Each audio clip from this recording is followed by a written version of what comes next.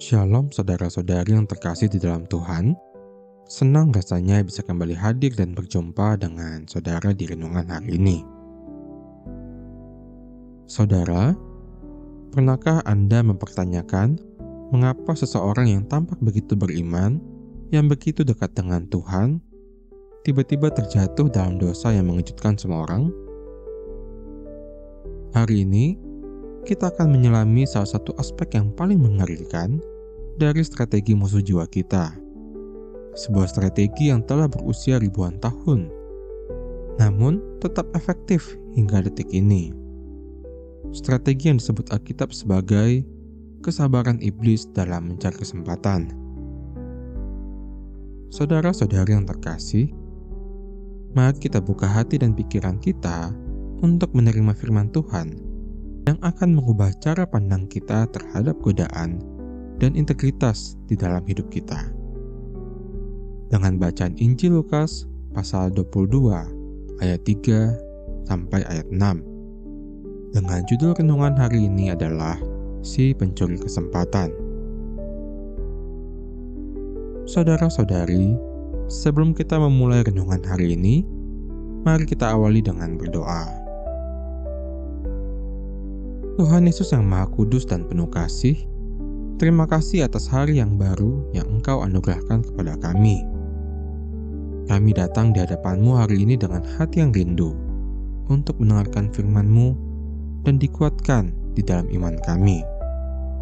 Tuhan, di dalam dunia yang penuh godaan ini, seringkali kami merasa lemah dan tidak menyadari jebakan si jahat. Karena itu, tolonglah kami. Bukalah hati dan pikiran kami, agar kami mengerti kebenaran-Mu, dan semakin peka terhadap siasat musuh yang tak terlihat. Biarlah melalui renungan hari ini, kami diteguhkan untuk hidup lebih berhati-hati, lebih bersandar kepadamu, dan tidak memberikan kesempatan sedikit pun bagi iblis untuk masuk. Kami mau serahkan waktu ini sepenuhnya ke dalam pimpinan Roh Kudus. Dalam nama Tuhan Yesus kami berdoa. Amin. Injil Lukas pasal 22 ayat 3 sampai ayat 6 memberikan kita gambaran yang sangat detail tentang kejatuhan seseorang yang pernah dipercaya oleh Tuhan Yesus sendiri. Saudara, mari kita baca dan renungkan firman Tuhan hari ini dengan hati yang terbuka.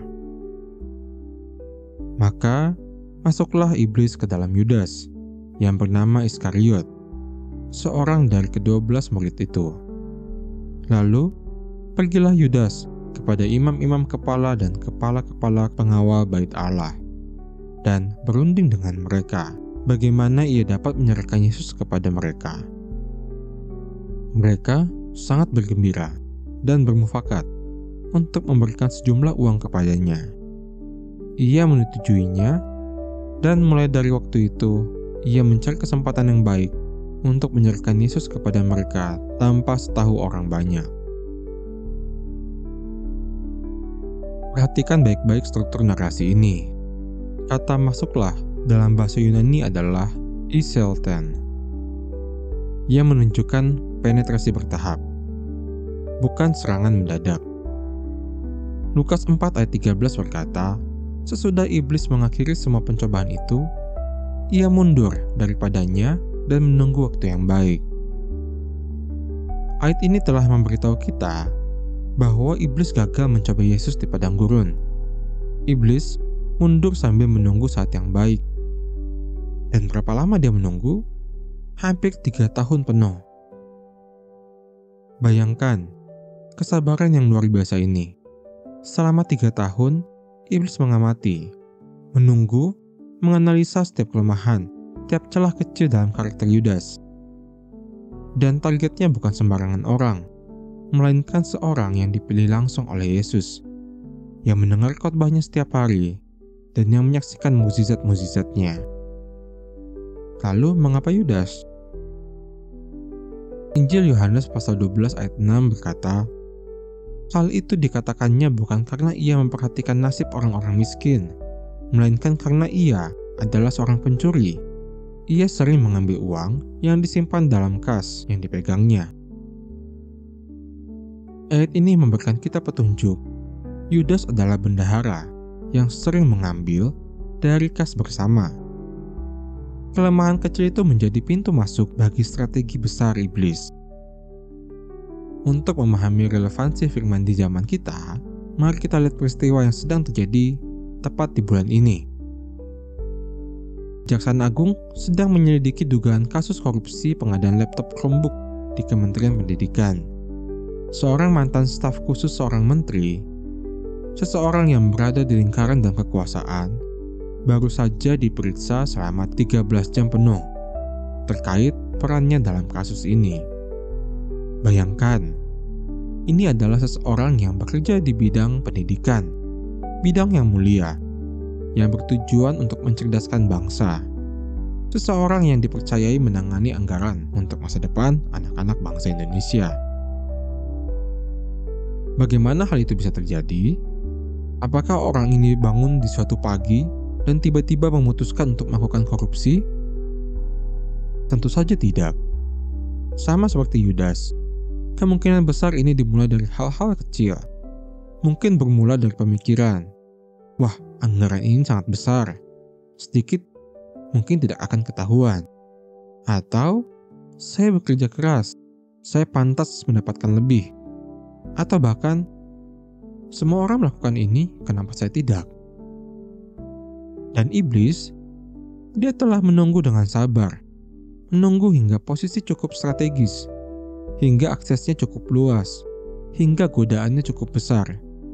Dan kemudian, pada saat yang tepat, dia akan menyerang.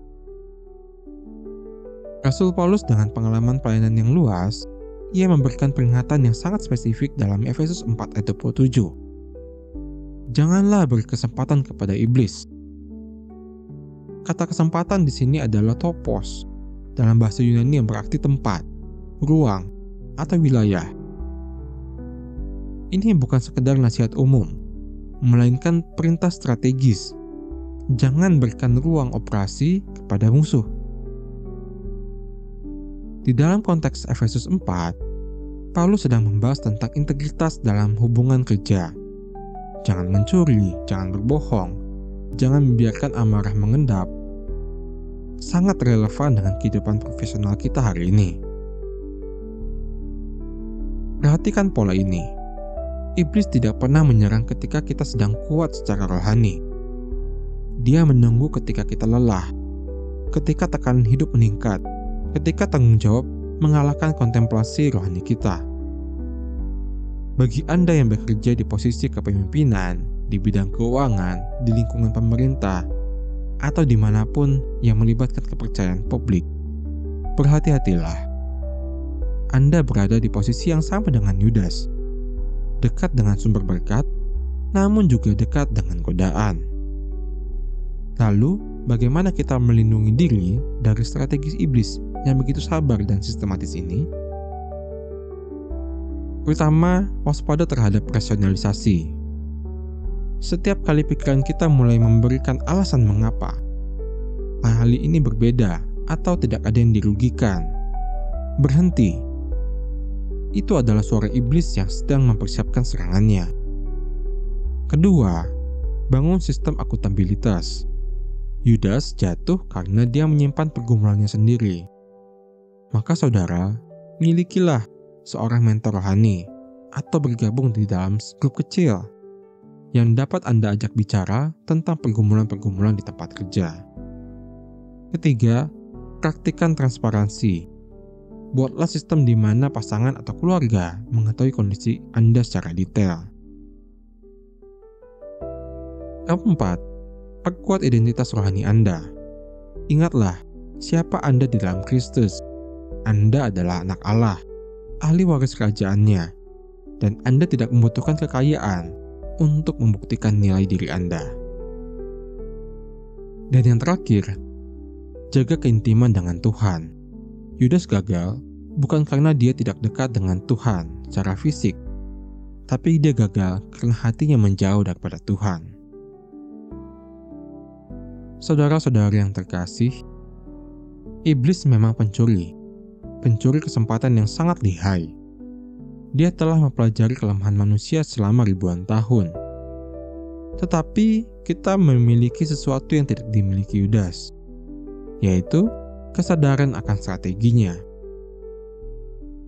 Bersiagalah di dalam Tuhan pada segala kesempatan, bukan hanya pada hari Minggu, bukan hanya saat ibadah, tetapi dimanapun kita berada.